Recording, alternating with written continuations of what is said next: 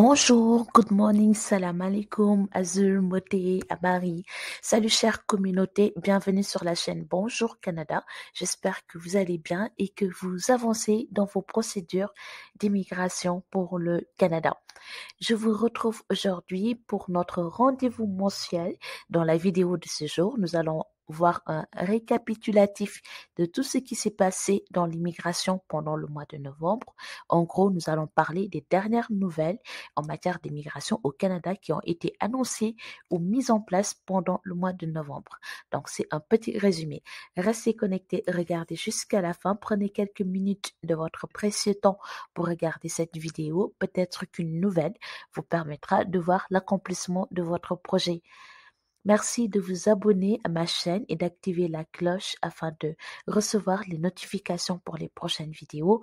Si vous appréciez mes vidéos, merci de mettre un j'aime. Ceci va aider l'algorithme de YouTube à recommander mes vidéos.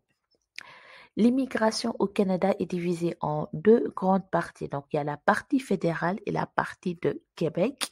Donc, les nouvelles sont relatives à, donc nous allons commencer d'abord pour la province de Québec. Donc, un nouvel ministre de l'immigration. Ce 24 novembre 2021, le premier ministre du Québec, François Legault, a annoncé la nomination de Jean Boulet comme ministre de l'immigration, de la francisation et de l'intégration. Donc, Monsieur Jean Boulet conserve également son titre de ministre du Travail, de l'Emploi et de la Solidarité sociale. Ce dernier remplace Nadine Giraud qui est en arrêt temporaire de ses activités en raison d'ennuis de santé. Ensuite, pénurie de main-d'œuvre, 200 000 emplois à combler. Donc, l'opposition officielle demande un plan d'urgence.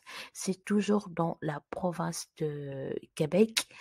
Le porte-parole de l'opposition officielle en matière d'économie, de PME, d'emploi, de travail et de recherche et innovation, M.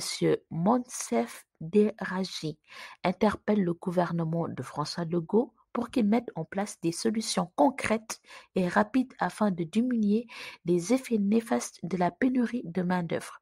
200 000 emplois sont à combler et dans le plan d'urgence qui a été proposé, 3 sujets sur 6 sont relatifs à l'immigration, notamment accélérer le traitement des dossiers de travailleurs qualifiés dans ARIMA, revenir à des seuils d'immigration similaires à ce qui était prévu en 2018 compte tenu de la pénurie de main-d'œuvre actuelle et régulariser le statut des immigrants à statut précaire. Ensuite, nous avons une nouvelle liste de professions pour faciliter le programme des travailleurs temporaires. Toujours pour la province de Québec, la province a publié des listes d'emplois qu'elle a soumis au gouvernement fédéral qui seront admissibles. Lorsque vous entendez fédéral, c'est-à-dire Canada. Donc, la province a publié des listes d'emplois qu'elle a soumis au gouvernement fédéral qui seront admissibles au traitement simplifié des permis de travail, les exemptions des efforts d'affichage et de recrutement et l'augmentation de 10 à 20% des seuils de travailleurs temporaires par lieu de travail. L'ensemble de ces assouplissements et nouvelles mesures devraient entrer en vigueur dans les prochaines semaines et le demeurer jusqu'en décembre 2023 sous forme de projet pilote. Les changements annoncés par le ministère du Travail, de l'Emploi et de la Solidarité sociale sont conçus pour aider à combler les pénuries chroniques de main-d'œuvre dans la province de Québec. Les secteurs importants concernés par les nouvelles règles sont ceux où les pénuries de main-d'œuvre sont très très importantes. Donc, on a les secteurs qui sont concernés, le secteur de commerce de détail excluant l'alimentation, hébergement, hôtel et restauration, fabrication d'aliments, de boissons et de tabac, gestion de sociétés et d'entreprises et services administratifs de soutien et autres, soins de santé, foresterie et exploitation forestière, fabrication de produits métalliques, fabrication de produits en plastique et caoutchouc, fabrication de produits en bois. Donc, voici les nouvelles qui concernent les emplois qui ont été rajoutés pour le traitement simplifié.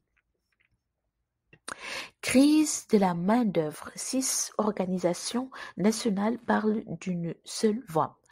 6 organisations nationales unissent leurs voix pour réclamer des mesures fortes et efficaces pour répondre à la crise de la main-d'œuvre qui sévit durement dans toutes les régions du Québec.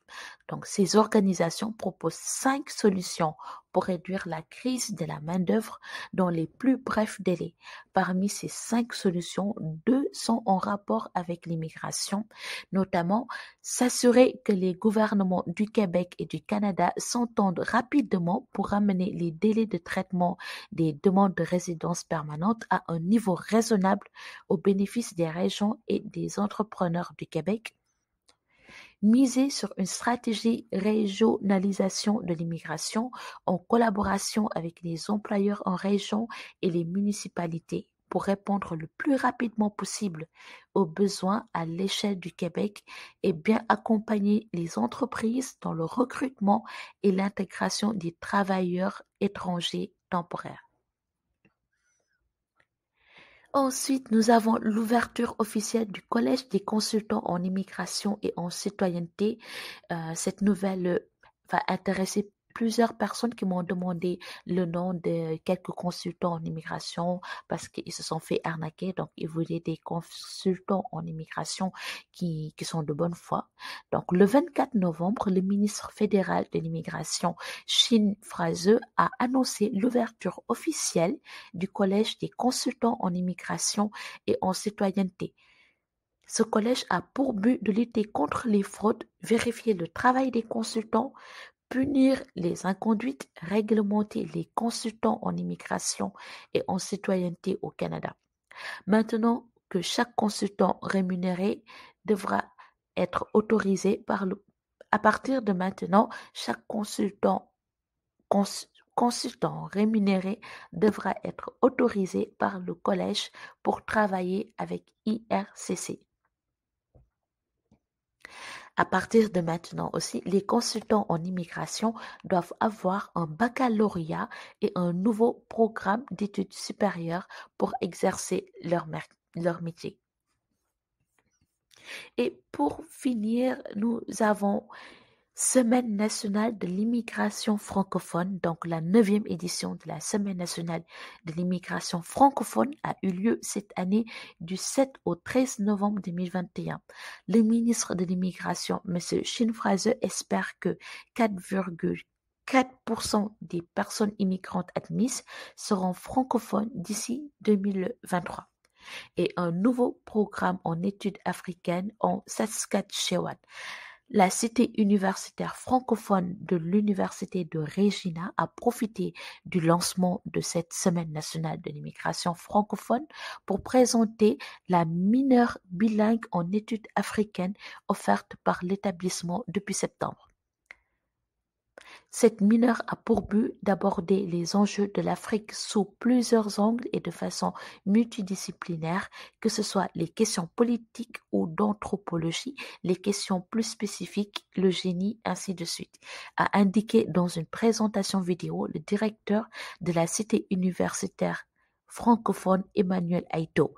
L'établissement travaille actuellement au développement d'un baccalauréat en études africaines. Donc voilà, c'est tout pour les nouvelles, pour tout ce qui concerne l'immigration. J'ai pris les nouvelles les plus pertinentes, mais bien sûr, il y en avait d'autres. La plupart de ces nouvelles sont encore concentrées sur la pénurie de main-d'œuvre qui règne au Canada et plus précisément dans la province de Québec.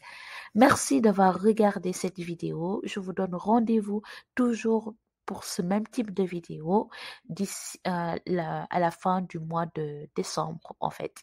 D'ici là, portez-vous bien et excellente journée. Je vous dis à bientôt sur la chaîne Bonjour Canada.